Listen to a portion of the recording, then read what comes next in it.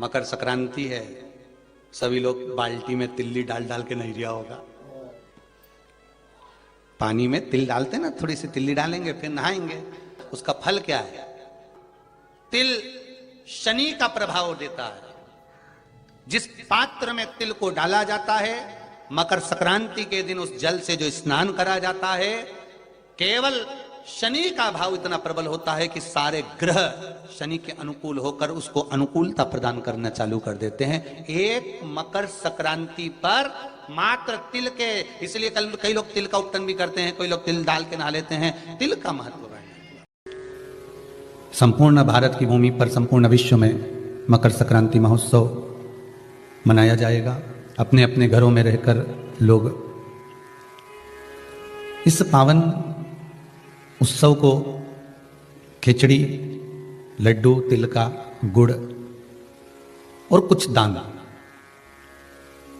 और उसमें भी सबसे मूल दान है भगवान की भक्ति का दान, अर्थात भगवान के भजन का दान, स्मरण का दान। आप दान करो, मना नहीं है, परंतु ये प्लास्टिक की चाय की चलनी और आटा छानने की चलनी और प्लास्टिक के बर्तन और ये सब चीजें दान करना करो, आपका मन हो तो, हमारे तरफ से कोई मना नहीं हो। पर सबसे बड़ा दान है भगवान के भक्ति का, भजन का दान, भगवान का भजन का दान। राम नाम, कृष्ण नाम, शिव नाम। प्रयास करिए मकर राशि के अंतर्गत जब सूर्य प्रवेश करे और आप जब मकर का स्नान करें और मकर संक्रांति पर्व का जब आप स्नान करें तो भगवान की अविरल भक्ति आपके भीतर समाहित हो। इसका परिवार टूट रहा हो, भाई भाई में झगड़ा हो रहा हो, आपस में प्रेम खत्म हो रहा हो, जहां पर देवरानी जेठानी आपस में झगड़ रही हो, भाई भाई झगड़ रहा हो, प्रॉपर्टी के लिए, धन के लिए, दौलत के लिए, संपदा के लिए, कोई किसी का मुंह फूला है, कोई किसी की मुख फूला हुआ है। निवेदन है, कल मकर संक्रांति के अवसर पर 1 लोटे पानी में काली तिल डालकर और उसमें हल्दी मिलाकर शंकर भगवान को समर्पित करना। और किसका नाम लेकर? जिनसे विवाद हो रहा है, जिनको आप अपना बनाना चाहते हैं, जिनसे प्रेम बढ़े, आपस में स्नेह बढ़े, घर नहीं टूटे। मेरा तो निवेदन है, सास बहू के लिए चढ़ा दे, बहू सास के लिए चढ़ा दे, प्रेम बना रहे, टूटे नहीं, स्नेह बढ़े। ये आपस का जो प्रेम है ये टूटना नहीं चाहिए। कल मकर संक्रांति के अवसर पर ये करिए। पूरे वर्ष में एक दिन ऐसा आता है, मकर राशि में सूर्य प्रवेश करता है तो उसे मकर संक्रांति कहते हैं। हमारा ध्यान दीजिएगा, पूरे वर्ष में एक दिन मकर संक्रांति का। हमारे हिंदू धर्म में ये दिन है, हमारे हिंदू धर्म में जो ये दिन है। अच्छा, कई लोग कहते हैं कि सूर्य की उत्तरायण का क्रम है, ये क्रम है, ये पूजन का क्रम है, तिल्ली के लड्डू का क्रम है, लड्डू बना लो तिल्ली का, इसका क्रम है। पर अगर स्कंद पुराण उठाओ तो स्कंद पुराण में अगर मकर संक्रांति के क्रम को यदि पढ़ोगे तो मालूम पड़ेगा कि पूरे वर्ष में एक दिन ऐसा था जिस दिन भगवान शिव और नारायण, ये दोनों, इसलिए आज भी हिंदू धर्म में गुड़ के लड्डू तिल्ली के साथ मिलाते हैं। क्यों? उसका कारण कि शंकर और नारायण ये दोनों एक ही दिन, एक ही पल गंगा का स्नान करने के लिए आए। एक ही भगवान शिव। देखिए कितना कितना हमारे हिंदू धर्म में एक एक तिथि का, एक एक बार का एक एक महत्व है, उसको समझिए।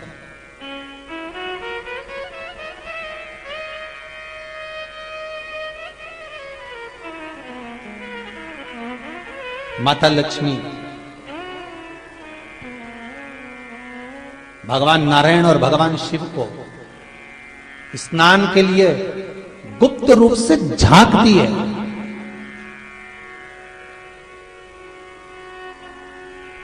तो भगवान विष्णु ने तिरछी दृष्टि में माता लक्ष्मी को देखा, तिरछी दृष्टि। तो माता लक्ष्मी को देखकर भगवान विष्णु शिव जी को देखे तो शंकर भगवान ने कहा, नारायण हमने देख लिया, महारानी लक्ष्मी झांक रही है, हमने वर दे दिया है कि लक्ष्मी का एक नाम गुप्त लक्ष्मी रहेगा, ये छुपी रहेगी। और आज मकर संक्रांति के दिन नारायण और शिव का दर्शन इस लक्ष्मी ने करा है। पर जो गुप्त लक्ष्मी का दान दे देगा उसके घर में कभी कोई बड़ी बीमारी प्रवेश नहीं करेगी। कैंसर जैसा रोग, किडनी और लीवर का रोग नहीं हो सकता। आज भी नियम है कि मकर संक्रांति के दिन एक लड्डू बनाया जाता है गुड़ और तिल्ली का, उसमें 1 का सिक्का, 2 का सिक्का या कोई लक्ष्मी उसमें फंसा दी जाती है और लड्डू को पैक कर कर किसी मंदिर में दान दे दिया जाता है। उसको कहते हैं गुप्त लक्ष्मी, जिससे घर में कोई बड़ी बीमारी प्रवेश न हो। वो केवल मकर संक्रांति को ही होता है। मकर संक्रांति का जो दिवस है वो कोई साधारण नहीं। आप लोग दान करते हो मकर संक्रांति पे? कितनी चीजें दान करते हो? और सुहागन माताओं को देते हो ना? क्या देते, कितने देते हो? 13, 14 कितने हैं? 14। कौन से पुराण में लिखा है कि 14 चीज देना चाहिए? अरे बोलते जाओ जरा जल्दी, बड़ी मुश्किल से तो पकड़ाई में आते हो तुम शिवरी नारायण वालों। 14 चीजें दान देना है। किस पुराण में लिखा है? कोई तुमसे पूछ सकता है तो महाराज आप कह सकते हो अग्नि पुराण में वर्णन आता है। कौन से पुराण में लिखा है? अग्नि पुराण में लिखा। देवऋषि नारद भगवान विष्णु के पास जाकर पूछते हैं, नारायण कृपा करिए। भगवान विष्णु ने पूछा क्या बात है, बोलिए देवऋषि नारद क्या चाहते, चाहते क्या हो वो बताओ। महाराज हमें इतना सा बता दो, शिव जी के यहां जाते हैं तो पहले उनके द्वारपाल से पूछना पड़ता है अंदर जाने के लिए। ब्रह्मा जी के यहां जाते हैं तो ब्रह्मा जी के द्वारपाल से पूछना पड़ता है। इंद्र के यहां जाते हैं तो इंद्र के द्वारपाल से पूछना पड़ता है।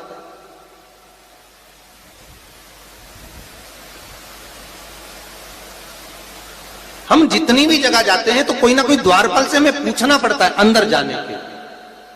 भगवान देवऋषि नारद कह रहे हैं नारायण से कुछ ऐसी कृपा कर दो कि हमें किसी से आज्ञा लेना ही नहीं पड़े। भगवान विष्णु तो उनकी बात को बस थोड़ा सा सुने और अंदर चले गए। नारद जी को लगा हमारा तो कोई जवाब ही नहीं दिया। नारद जी वहीं पर टिक गए, खड़े रहे, नाम जाप करते। विष्णु वापिस आए और देवऋषि नारद से कहा एक काम करो, जब सूर्य मकर में प्रवेश करते हुए उत्तरायण की ओर जावे, उस घड़ी उस पल में देवऋषि नारद तुम 14 बार भगवान के नाम का, शिव नाम का दान दे दीजिए। भगवान नारायण के नाम का, राम नाम का, कृष्ण नाम का दान दे दीजिए। अब देखो यहां पर यह नहीं लिखा कि प्लास्टिक का डब्बा दो। समझ लेना जी हो अच्छे से कि लोगों ने दान को कितना भ्रष्ट कर दिया वो बताया जा रहा है। अग्नि पुराण में यह नहीं लिखा कि तुम प्लास्टिक की चाय की चन्नी दो 14, बाल्टी दो 14, या प्लास्टिक का डब्बा दो 14 है। यहां पर यह नहीं लिखा है कुछ भी हो। यहां क्या लिखा अग्नि पुराण में कि मकर संक्रांति के दिन जब सूर्य उत्तरायण भाव में प्रवेश करे, मकर में जावे, उस समय पर देवऋषि नारद तुम्हारे मुख से अगर 14 बार भगवान के नाम का दान 14 जीवों को दे आओगे तो किसी भी देवता के पास जाओगे तुम्हें परमिशन की जरूरत नहीं पड़ेगी, तुम डायरेक्ट प्रवेश कर जाओगे। डायरेक्ट। अब तुमको अगर वैकुंठ में डायरेक्ट प्रवेश करना हो तो बिना पूछे, तो उसके लिए कहा ही मकर संक्रांति पे दान दो। तो किस चीज का दान देना है हमारा? प्लास्टिक का डब्बा नहीं, बाल्टी नहीं, चन्नी नहीं। फिर किस चीज का नाम?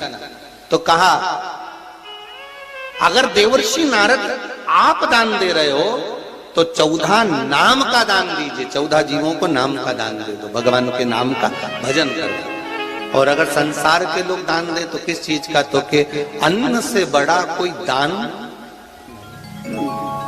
तो अगर ऐसा महसूस होता है कि किसी ने आपकी दुकान पर बंधन कर दिया, आपका व्यापार बांध दिया, 4 दिन दुकान अच्छी चल रही है और 4 दिन बंद हो रही है, तो महाराज सूर्य का उत्तरायण जो प्रवेश है मकर के अंतर्गत वो दोपहर में लगभग 2:30 बजे के करीब में आए, 2:30 से 3 के करीब में आया।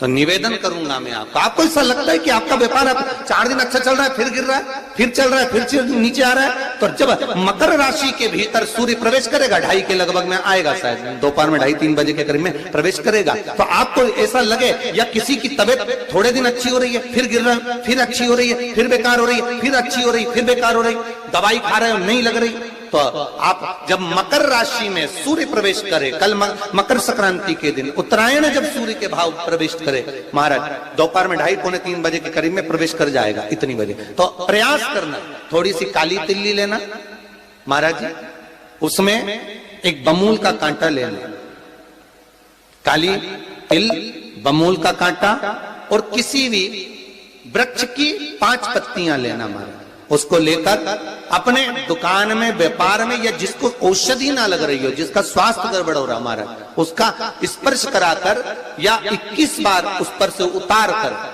और उतारना क्या नाम लेकर है, अवधूतेश्वर महादेव। कौन सा महादेव है, जम के बोलो जरा, अवधूतेश्वर महादेव। शिव जी का एक अवतार हुआ था, अवधूत रूप शंकर का।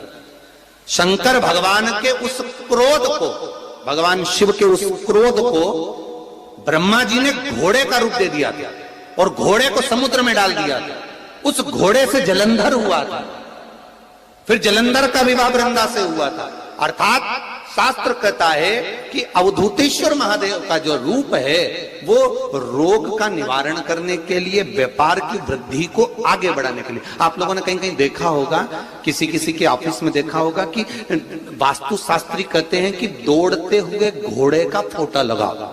सुना है कि नहीं सुना? अरे बोलो तो सुना है कि नहीं सुना? किसी वास्तु वाले के पास जाओगे ना तो वो कहेगा तुम्हारा ऑफिस अच्छा नहीं चल रहा ना, तो दौड़ते हुए घोड़े का फोटो लगाओ। जो घोड़े 4-5 घोड़े दौड़ रहे हैं उनका फोटो लगा। क्यों कहते हैं वो? उसका कारण क्या है? वास्तु शास्त्री ऐसा क्यों बताते हैं कि दौड़ते हुए घोड़े का फोटो? उसका शास्त्र प्रमाण शिव महापुराण करती है महाराज कि शिव का एक रूप अवधूतेश्वर है, जिसको ब्रह्मा जी ने घोड़े का रूप दे दिया और घोड़े का रूप देकर उसको समुद्र में डाल दिया, जिससे जलंधर की उत्पत्ति हुई।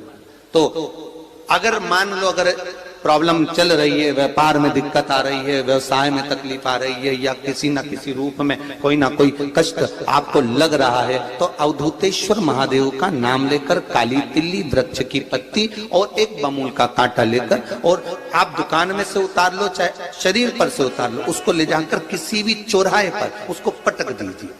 चौरस्ते पर नहीं डाल सकते तो बहते हुए पानी में डाल दीजिए, बहता हुआ पानी ना मिले तो पीपल के वृक्ष के नीचे डाल दीजिए, पर उसको मकर राशि के प्रविष्ट भाव में ही डालना।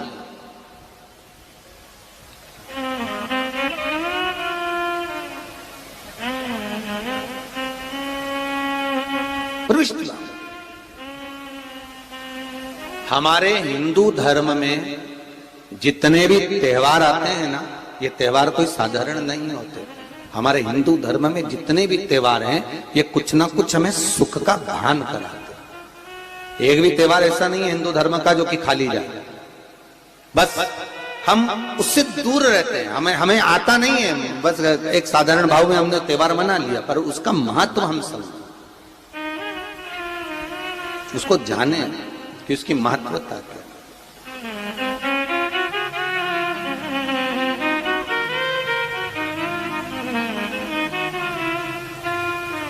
बस हृदय चित्त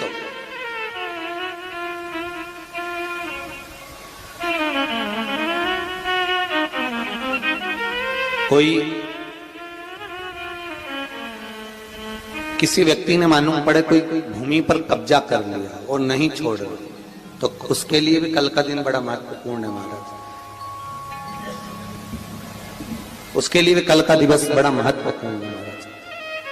मान लो अगर कोई कब्जा कर लिया हो और वो प्लाट या कोई दुकान, कोई व्यापार की स्थान नहीं छोड़ रहा, तो उसके लिए भी कल का दिन शास्त्र कहता है महाराज जी, शमी पत्र की 5 पत्तियां। कितनी पत्तियां लेना है? 5। शमी पत्र की 5 पत्ती, बेल पत्र की 11 पत्ती। मकर राशि में प्रवेश करते समय सूर्य का स्मरण करते हुए सूर्य पे से 7 बार घुमाकर भगवान शिव का नाम मंत्र लेते हुए जो शिव महापुराण का मूल मंत्र है, श्री, बोलिए जम के, श्री शिवाय नमस्तुभ्यम। शिव महापुराण के मूल मंत्र का स्मरण कर कर सूर्य पर से घुमाकर शंकर भगवान के शिवलिंग पर जो समर्पित कर देता है और चढ़ी हुई एक बेलपत्र शमी पत्र उस स्थान पर डाल देता है जो कब्जा नहीं छोड़ रहा, महाराज 6 महीने के अंदर वो कब्जा छोड़कर भागता नजर आता। कर्जा अगर थोड़ा भी है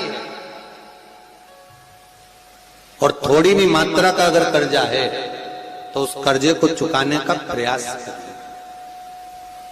और अगर नहीं चूक रहा तो कल सूर्य जब मकर में उत्तरायण भाव में प्रवेश कर रहा है तो 1 लोटा पानी कलश महाराज उसमें जल भर लीजिए और जल भरकर उसमें 7 दाने चने की दाल के डाल लीजिए।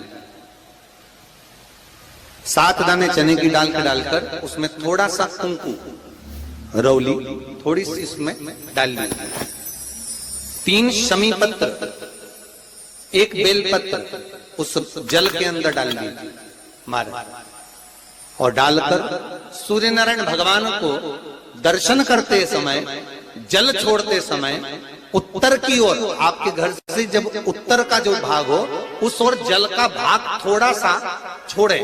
आखिरी का बचा हुआ जो जल और बेलपत्र और शमी पत्र है एक साथ जब पूणे तो जितना अपने मन में भाव हो कि हमारा इतना कर्जा है बाबा वो चूक जाए, या कोई पैसे नहीं दे रहा है उसका भी स्मरण कर सकते हैं कि हमारा इतना रुपया लेना है, और वो जल शमी पत्र बेलपत्र उसी समय पर नीचे डाल देना, उसका छींटा थोड़ा सा अपने ऊपर लेकर प्रवेश कर महाराज।